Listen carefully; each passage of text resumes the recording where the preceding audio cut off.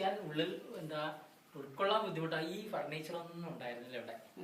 ഇതൊക്കെ റീസെന്റ് ഒരു 4-5 കൊല്ലം കൊണ്ടുവന്ന ഈ നിലമൊക്കെ മണ്ണ് ഇല്ലേ, മണ്ണില് കരി ചാണകം കൂടി മെഴുകി എല്ലാ മാസം 2 പ്രാവശ്യം അത് ചെയ്യണം, ഇല്ലെങ്കിൽ ചിലക്ക് പോരുള്ള.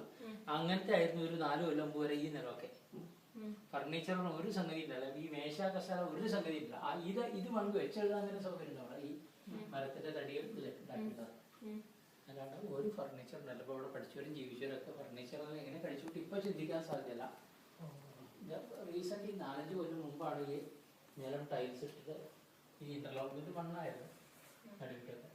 ഇന്റർലോക്ക് ടൈൽസ് ഒക്കെ പ്രിപ്പയർ ചെയ്ത് നേരെയാക്കണോ, പൊളിച്ച് കളയണോ, നിലനിർത്തണോ സംശയം, ഒരു ടെൻഷൻ ഉണ്ടായിരുന്നു ആ സമയത്ത്. അവസാനം 2 കൽപ്പിച്ചൊരു എന്താ പറയാ ഡെഡ് ഇൻവെസ്റ്റ്മെന്റ്, എനിക്ക് വേസ്റ്റ് ആണ് സത്യത്തിൽ വെറുതെ എനിക്ക് തോന്നിയിരുന്നു. അപ്പൊ അല്ലാതെ പിന്നെ പക്ഷെ കാലം മാറിയ സമയത്ത് ഇന്നത്തെ വലിയൊരു ഹ്യൂജ് സ്ട്രക്ചർ നിർത്തേണ്ട ആവശ്യമുണ്ടോ?